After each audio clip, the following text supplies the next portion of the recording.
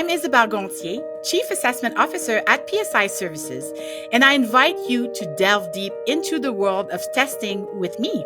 Every episode, I'll be on the virtual couch with experts from the testing industry, engaging in conversations about the latest developments in our field. Your quest for testing knowledge starts here. Well, welcome to this Tried and Tested podcast. I have the pleasure of having Rebecca Sutter here with me. We are in Crystal City, Virginia. And as you can see, we're in the same room, which is amazing. We're going to be having a conversation around driving value through certification. So we're going to be talking about your program, skill trades, and value of certification around that. So I look forward to it. Yeah, so that's great. So Rebecca, she's the Chief Technical Officer at the National Institute for Automotive Service Excellence, which is ASE for short. We always start with the same question, trying to understand our guest journey. So how did you get into credentialing? What's your story? Well, I've been in tech since high school. I got a internship at the Naval Research Lab, which is roughly across the river from where we are today. And It was a fascinating place to work. It was actually founded by Thomas Edison in the 1920s. Wow. And we had an office that was his office in the very building I worked in. And so it exposed me to a lot of technology, a lot of foundational technology like the ARPANET. This was back in 1983, mind you. I was Unix. I got opportunities to work with parallel computing, and I was really going down a hard scientific path. And I thought that was where my career was going to go, but I sort of sidestepped. After I finished college and I had a series of consulting jobs, I decided for a lot of different reasons to pivot into EdTech in 1997 when I went to work for a company called Health Communications, which was in the certification, actually regulated certification space for the hospitality industry. Oh, okay. And the program was called TIPS. It's still widely used in the restaurant and the hospitality field. But the interesting thing about it from my perspective, and the reason that drew me to it, is EdTech was kind of a sleepy backwater in those days. Wasn't like this big hype that we see now. Hotbed. No, exactly. And since I didn't have a degree from Berkeley or Caltech or one of the really upscale institutions, it was a great place where I could go to make some sort of impact. Because those candidates, those graduates went off to Silicon Valley, and I decided to try to make my home here. Long story short, health communications was sort of an interesting opportunity for me to grow, both technically and as a business person, as an executive. I started out running IT there, but we had to scale up our program to be able to handle a volume of roughly 500,000 people online and in classrooms every year. And handling that volume of students and all the documents and everything around that was a really early opportunity to learn how to deal with scale and how to build systems that were simple to use, because the mean education of our candidates were sixth grade. And so we really had to learn how to make things approachable and understandable and common sense.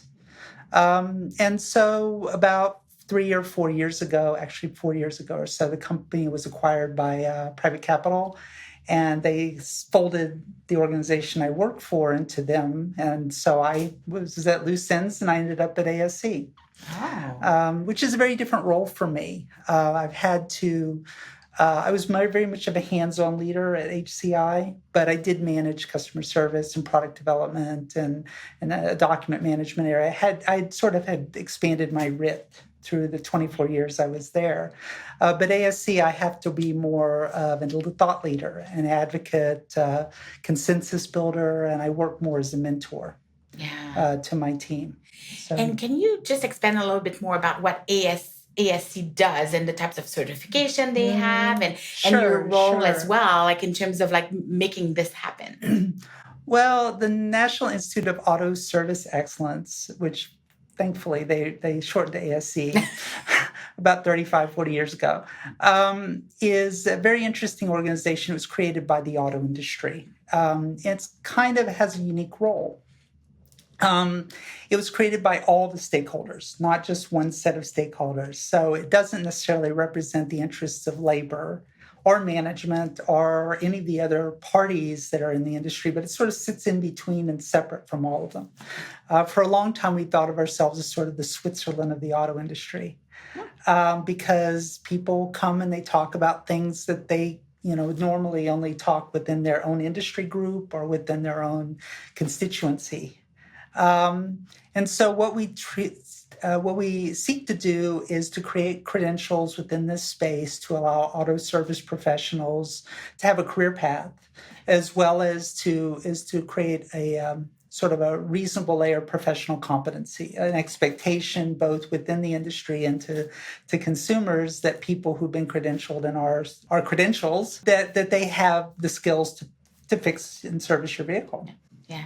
I think it's interesting because you're kind of like thinking about what the organization does, that aspect of, it's a voluntary certification. So it's going to be interesting in our discussion because we're going to talk about the value of certification and how you sort of make the point of how it's supporting and helping the industry. But I like also how you sort of connecting the dots as well around the programs themselves with your experience, like how you started and how, bringing the technology piece and then sort of anchoring it into making and developing programs that reach the people at the level they're at to make sure that the skills, knowledge, and abilities are tested in a way that it, to maximize their opportunity to demonstrate those skills. Exactly. And ASC, I think it was started sort of more as a reaction in the sense that there was a lot of fraud and discontent with auto service in 1972 when it was founded.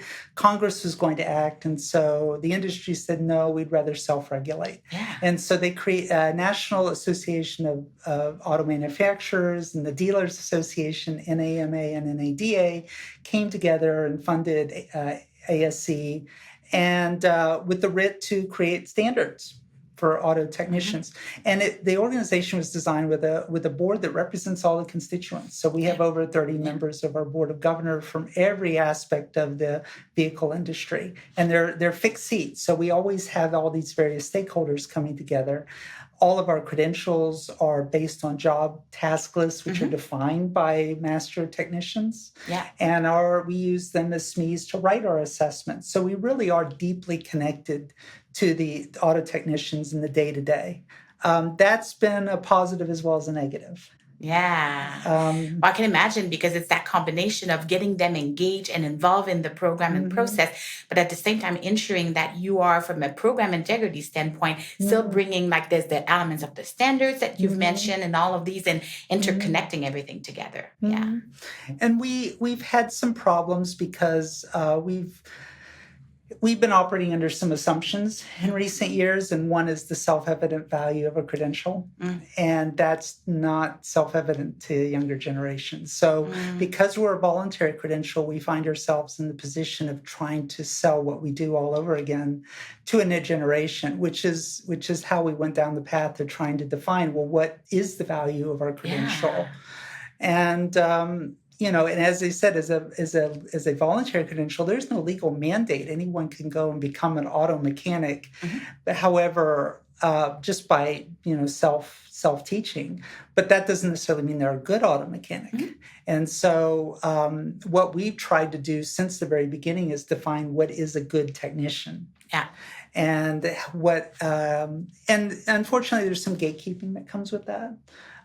People have this tendency to over-elaborate what they do sometimes, and that disconnected us from our audience. And so for the last 20 years or so, we found that we're reaching fewer and fewer technicians every year, even as the employment within the industry increases. So that just added a lot of urgency for us to redefine who we are and what we do and reconnect with our roots in a lot of ways. Yeah, and adapt to the audience, basically. Exactly. So, and that's interesting because I think there's going to be a lot of good connectors there.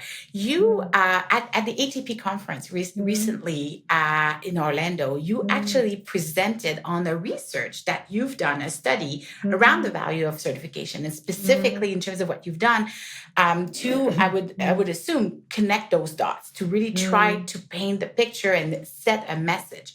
So can you talk a little bit about the reasons why you decided to go down the road of this research and what you were hoping to uncover from it?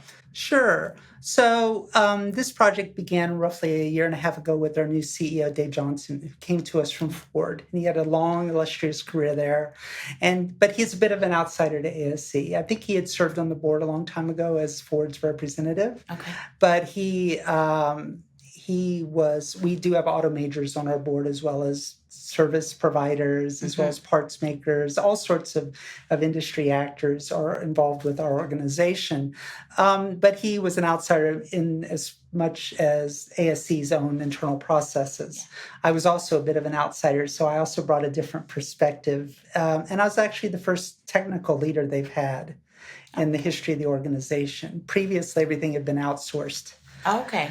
So I've had to create a tech organization within ASC from scratch. That was my mandate since I got there. Own the department, and own the process. Own the process, and really to make technology part of ASC's DNA in a way it had never been, to more fully embrace it and to use it to advance our mission.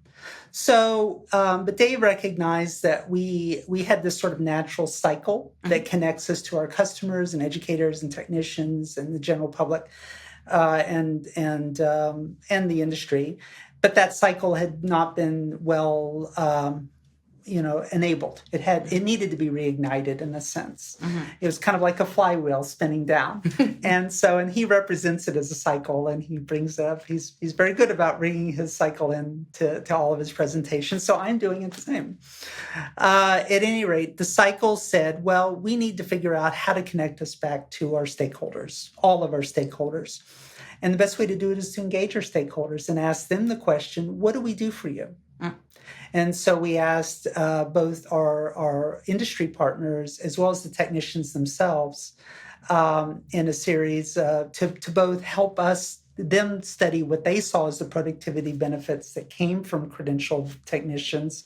And from our perspective, what are the benefits that accrue to technicians? We tried to determine that through our own surveys and analysis. We also needed to reconnect all of our credentials back to the job task list back to the day-to-day of technicians. Our credential is not like a typical industry certification where it's based on a fixed body of knowledge that's tied to a specific platform or product. It's testing principles across all products. So, the way a brake works in general, not for a Ford or a GM or a Toyota. And so, and then all the principles around those particular task lists. And so we needed to realign those task lists back to our customers. And that was a perfect opportunity to also do a lot of demographic and other survey questions at the same time. And so that's what we did. We used our job task list surveys, which were distributed to literally hundreds of thousands of technicians. And we asked them to tell us a lot about both the task lists, what's relevant and what's not, because some of them hadn't been baselined in years. And then also tell us about themselves as actual technicians. And so to incent them, we gave a really valuable prize, something that's really, we put everybody who responds to the survey into a lottery, and then we choose a certain number of people to receive things that are literally worth thousands of dollars. So it really created a strong incentive. And we've gotten a really large response, roughly 8,500 respondents. And the number is ongoing. We're continuing to do the surveys. We're continuing to increase our data set. And it's a statistically valid sample at this point.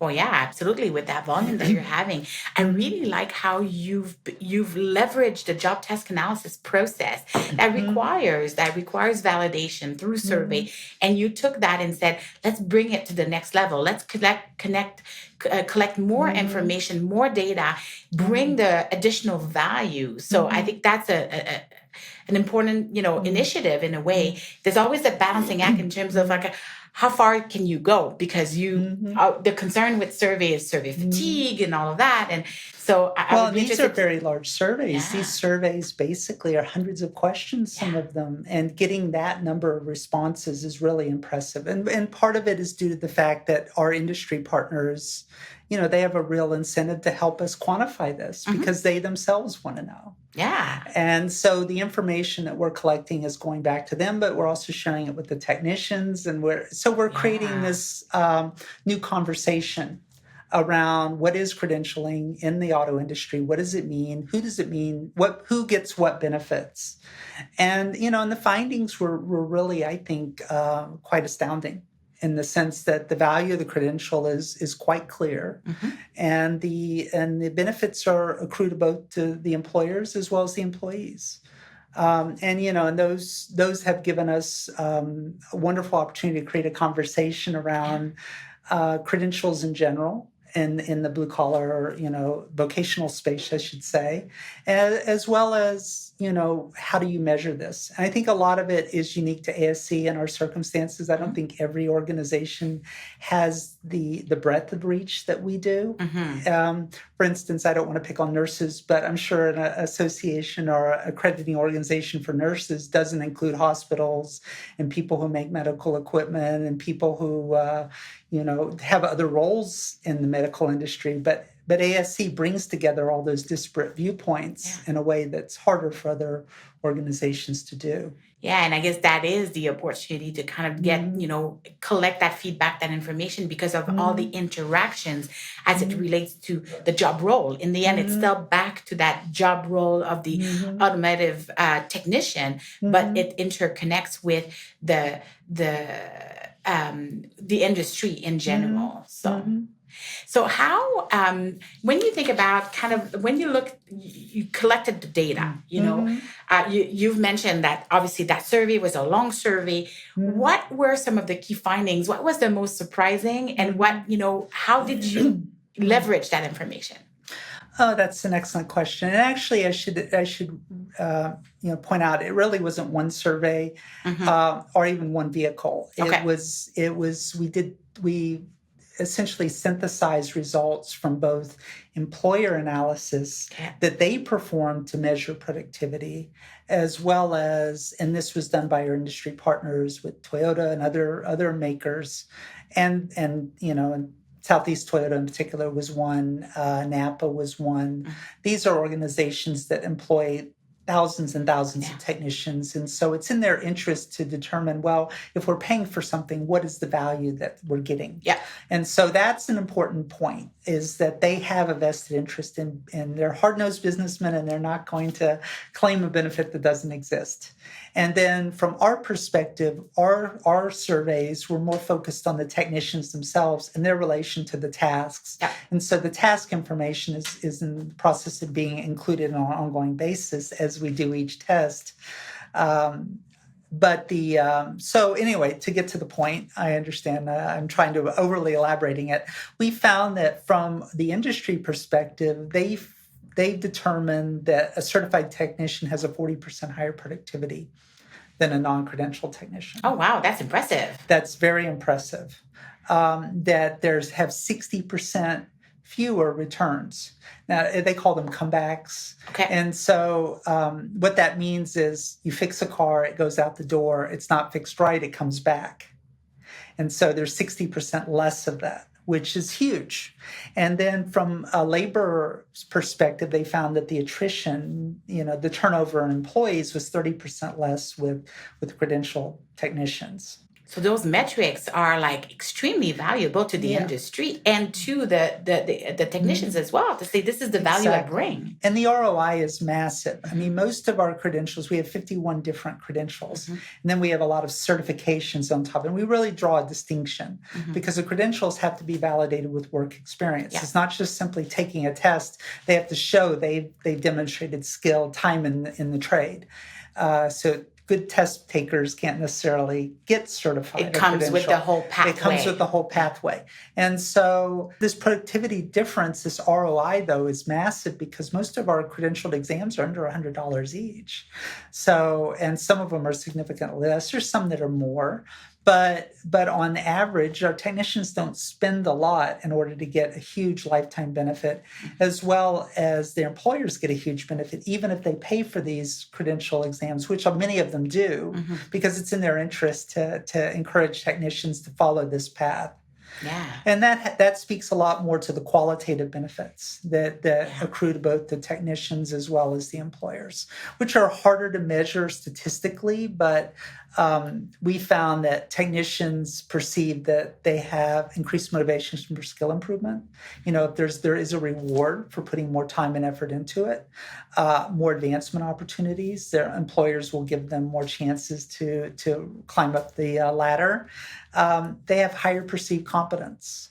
And they also have pathways to higher education. A lot of these credentials are accepted for college credit if they choose to go back and become engineers or follow some other path in life outside of being an auto technician. Wow. No, that's impressive. How did you communicate those results? Because they're very impactful.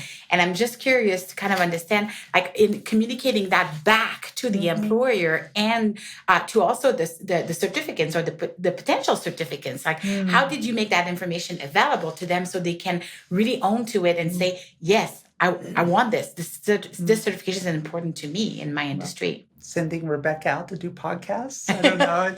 Well, there you go. Yeah, talking about it. It's talking. Great. I mean, we do tremendous outreach within our industry. I mean, the travel schedule is just massive. Our leadership is always on the road. They're always talking, going to conferences and speaking. We also do a lot of outreach through social media. We do outreach we're doing a series of consumer spots now to try to reconnect us back to the end consumers. Our brand is gotten a little dusty, as we say, but roughly 70% of Americans recognize our logo when they see it. Okay. They may not know what it means, but they recognize it, which is huge. Yeah, brand recognition is massive. Yeah. And we were fortunate that when we were started, it was in the industry's interest to make the public know about what we do. That outreach hasn't necessarily been consistent over time, but we're making much more of an effort to do outreach. And for me personally, I mean, I come to this as a white-collar IT leader, and so for me, there was a lot of natural barriers to gaining appreciation for the vocational space. But I have to say, being in this space has really raised my own personal awareness of this and a greater appreciation for what people in this space do. It's a perfectly viable career path for a lot of people, some of whom struggle academically. But they do so because they have learning disabilities, or maybe there's other barriers to academic success. But they can find a career path in the vocational space that's equally valid, equally rewarding, and very well compensated. Yeah, exactly. And then by getting the credential and the recognition, it helps them further enhance that, to kind of demonstrate their skills. And now a short break. Hello, tried and tested listeners and fellow testing enthusiasts. I'm Isabelle Gonthier, your guide through the fascinating world of credentialing. Each week, we dive deep with expert guests to explore the hottest topics in certification and licensure testing. If you're enjoying our journey through lifelong learning and innovation, take a moment to subscribe wherever you get your podcast. And if you know someone passionate about testing or curious about the latest testing trends, why not share this podcast with them? It might just be the inspiration they need. Thank you for tuning in and being part of our community. Remember, sharing knowledge is one of the best ways to grow our industry together. Keep listening. In a field like automotive services, there's obviously a lot of different types of training and experiences. How does the certification and this credential help establish that recognized standard of competence? So, and especially, I think you started talking about that in the eyes of the consumer, the people that are benefiting from the service. How do you sort of bring that certification to establish that, confirming that level of competence, but making it more visible? Well, ASC is actually two organizations. Mm-hmm. We have ASC and then we have our Education Foundation, Okay. which is, uh, there was another sister organization called NATEF, which I can't recall what the acronym means, but it was a foundation that was accrediting. We accredited a program for use in vocational schools that was built around ASC's credentials. Okay. And it's used in the vocational, the secondary school, the technical school, 2-year, 4-year college space, community college space, to bring people into the industry. And so the Ed Foundation is a lot of provides a lot of entree for the general public into this space. It provides visibility for people who are seeking alternative career paths. Mm-hmm. And so we've been doing a lot over the last few years to try to reinvigorate that, to broaden our accreditation. We are accredited in more than 1,000 schools, from what I understand. And that accreditation process is quite profound and elaborate. We're trying to re-automate that now, and it's been a massive project for my team in the last couple of years. But to that space, what we do, those credentials introduce young people, over 100,000 young people a year, to the idea of being an auto technician. Okay. And it's increasingly a viable alternative for people rather than pursuing a 4-year degree somewhere, particularly in certain times when a college degree isn't necessarily worth as much as it used to be for many degrees. Then people find that they can go into a vocational space. They start earning money right away without accruing a lot of debt, and they can come out ahead of their peers a lot sooner, essentially. It's, if you can tell a 19 or 20-year-old that they can be starting their career with no debt, and making money in the process, that's a powerful message. It's right powerful. There. Yeah, exactly. It's a very powerful message. So, that's just part of what we're doing in terms of trying to connect us as an alternative to other career paths. I think all of the vocational trades are doing the same thing. I know that's kind of redundant, but vocational professions are doing the same thing. They're in the space now where all of a sudden there's a lot more currency to what they do. There's a lot more awareness in the general public that college degree isn't always what it's cracked up to be, and that these other alternatives suit not just people with certain type of disposition, but are more open to everybody. Yeah. And so what we've done is we actually were already there. As I said, we have roughly 51 credentials. You could view them as almost like college classes. Okay. Because each one takes a significant amount of time and effort for the person to study for and prepare for and take. In the vocational space, we have roughly 12, 11 credentials that are geared towards vocational students. Each one is actually a class, and the test serves as the final exam. Okay. So it's integrated. It's integrated, and then if a person, say a young person, completes all of them, they're automatically given one of the ASC. They're eligible to receive one of the ASC credentials, the entry level G1 credential. And so we're providing an explicit pathway from our vocational ed outreach to our professional outreach to encourage people to make the jump from one to the other. Yeah, it connects those dots and kind of brings again more of that value. And there's always been a perpetual labor shortage in the auto industry. And I think a lot of that has to do with, there's been a lot of high turnover. And some of that is the environment was vulnerable to exploitation, and because it wasn't perceived as high skilled. And but by raising the barriers, not the barriers, but raising the level of the people, establishing those standards, we're creating a better environment for both employers as well as employees. People who want a career in this space find that, as particularly younger technicians, can earn more by pursuing this educational path and getting our credentials. Yeah, which is huge. Yeah, no, absolutely. And again, it kind of like speaks to that value and then what it brings to them. Looking at your research, did it uncover any barriers or misconceptions around certification in skilled trades? So, and first, were there misconceptions, and how were they addressed from the outcomes of the study? We didn't explicitly investigate barriers and misconceptions as part of our studies, but a lot of those are pretty well known within what we do.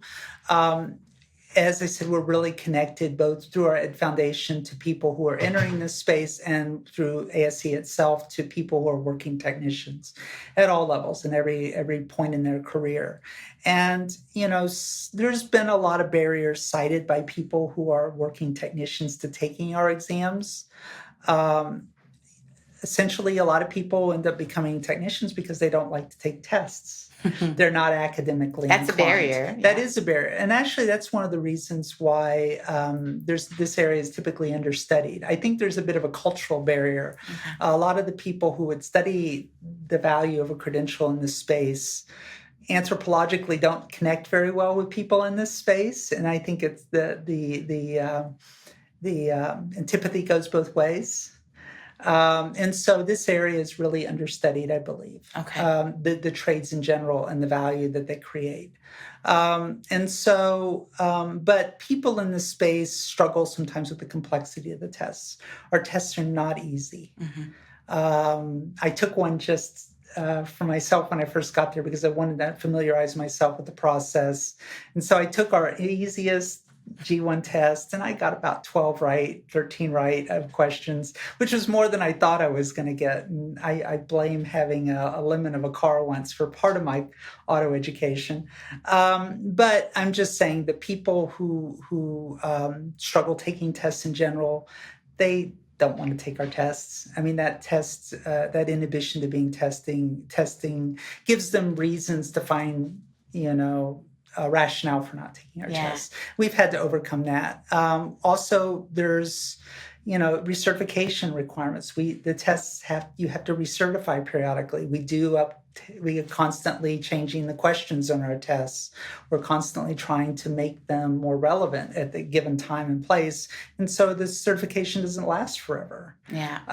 And so to maintain that certification is a investment in time. We make it economically a lot more feasible because we cap the cost of recertifications.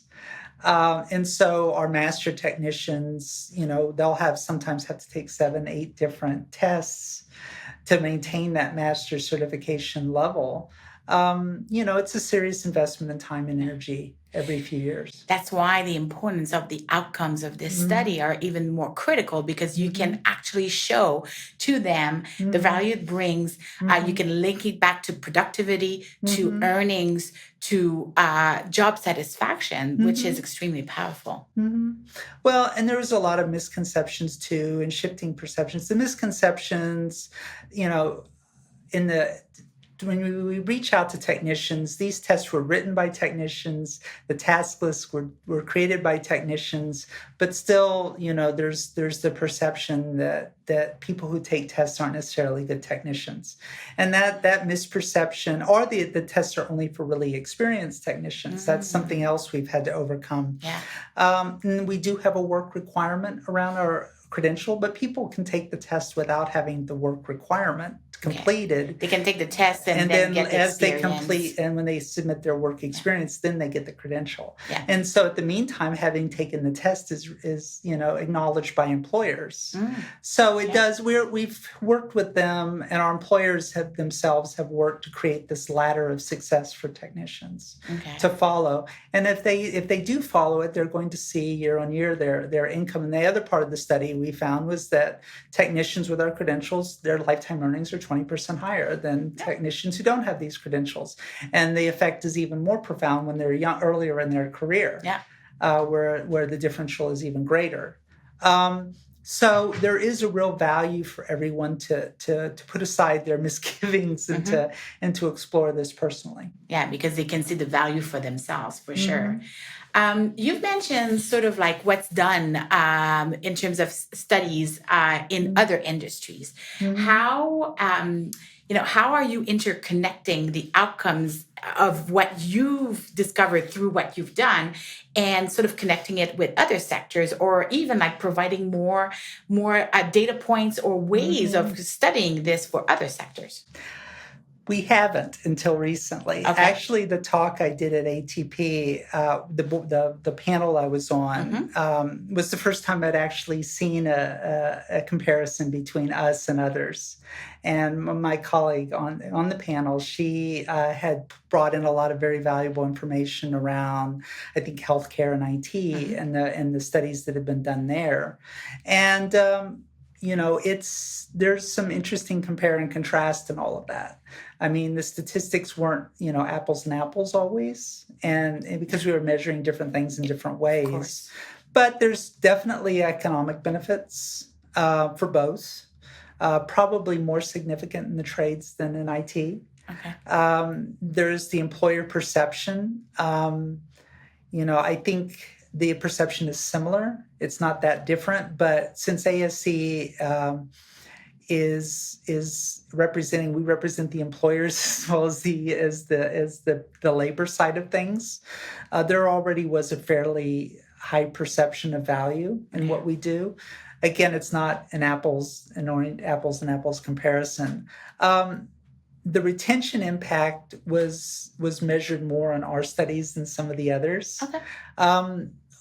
Labor force participation with auto technicians is a major point of stress for the auto industry, and so it's very well measured. I'm not certain if it's as well measured in other professions, maybe healthcare, but certainly not IT. No, not as much. I would agree. Yeah. Yeah, but also the formal education is very different. For people who want to enter this space, the best route is for them to obtain some sort of vocational education, either in secondary school or in a separate vocational space, and then enter the auto industry that way through some sort of mentorship with or perhaps some study and work relationship. And that's how a lot of people enter this space. And so they're working from the very beginning to get into this space. And so studying is done at the same time as they work. And so it's not easy to compare the educational and the work path because they're not differentiated like they are with other industries. It's kind of like parallel in a way. It's like in parallel, yeah. The career stage impact, younger technicians disproportionately benefit from credentialing. I don't think anybody has found that in other fields. At least I've not seen a study along those lines. Okay.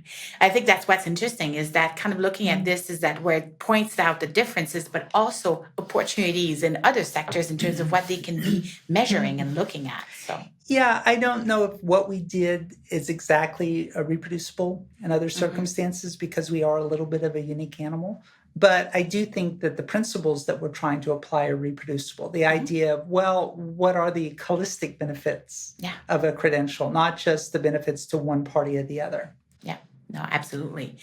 So I guess, we're coming at the end of our conversation and it's been fascinating from my perspective. So looking ahead, how do you see, what's next for ASE as you build from the outcomes of this and obviously all the initiatives you're working on? So what's next? Well, we are overcoming a lot of internal inertia as well as a lot of industry inertia. The auto industry, though, is in a state of rapid change because of the environment's changing. It's a new world we're moving into from the one that ASC was founded in. Organizationally, what we're trying to do is again reconnect ourselves with our roots, which are technicians, to make sure that they're part of the conversation and that we listen even to the voices that disagree with us, and to try to understand their reasons a lot more closely, and to try to address them. I mean, frankly, some of their critiques may be correct. But we don't know that unless we check that out. Yeah. So stepping out of our echo chamber has been important. I think another thing that we're trying to do is to create standards for interchanging information with our partners. work experience and academic information is very fragmented. Mm-hmm. And we rely on it to determine whether somebody can be credentialed. So we have an incentive to create a clearinghouse for that information. And we have a unique opportunity to do that because we connect with all the technicians as well as the industry partners. Yeah. So that's an initiative of my own department in parallel with some of the other departments within ASC is to help facilitate that improved interchange. Just creating more actionable data is something also that's really big for us right now. But also, it's just to some degree, it's tending to our knitting, where we want to do the things we've been doing, but we want to give more thought to them. Mm-hmm. And we also want to be more intentional about them. And I think that's been a big part of what's been going on in ASC the last few years. Our outreach outside of the auto industry has been rather small. I mean, actually, me being here is a little piece of that. Yeah. But it's something that I think we'll be doing a lot more of in the future because the discussion, the conversation we're having has relevance in other areas in our society. I think there's been a lot of problems institutionally in our entire civilization because there's just too many people are not listening to each other. They're not talking to each other. Mm-hmm. And, and I've been guilty of that. I had my own prejudices and my own perspective. Coming to ASC as a professional woman, there are not a lot of women in the auto industry. Mm-hmm. It's opened my eyes to a lot of things, and it's helped me realize that an intentional dialogue is very important, and that we've actually all been saying a lot of the same things, just very differently. Yeah. And I like that. I think that the aspect of being intentional mm-hmm. and also expanding the reach. So mm-hmm. instead of kind of focusing on one industry, one area, obviously you're mm-hmm. interconnecting a lot mm-hmm. within your industry, but like reaching out mm-hmm. because then your message mm-hmm. can be heard and used elsewhere. And you can also benefit from the other sectors in industry. So I think this mm-hmm. conversation mm-hmm. is, to your point, a demonstration of how we can further interconnect all of this together. Well, I was really struck after, I was a little dubious about presenting at ATP. I'd never presented there before. But after our panel, several people came up and who also were in similar organizations, that were more vocational focused. They were very glad that I was up there. I was talking about it, but they also wanted to continue the dialogue. They saw relevance with what they were doing and the fact that ATP was opening up beyond the certification space more to these career focused vocational space. Because really what we're doing with our credentials, we're defining the profession as much as we are defined by the profession. Yeah, absolutely. And I think that, again, it provides that visibility that mm-hmm. maybe wasn't as much there mm-hmm. before. Mm-hmm. Creating that visibility, creating the dialogue. Mm-hmm. And I think what's powerful with this is like to keep the conversation going. Mm-hmm. I really appreciate you taking the time to share that with certainly. Us, with the audience, because there's a lot of great nuggets there that mm-hmm. we can use and build from. So thank you very much for that. Thank you, Isabelle. Thank you for inviting me. It's been a great conversation, and then I'm sure we're going to do more of this. All right. Well, thank you. I hope to do so. Thanks. Thank you.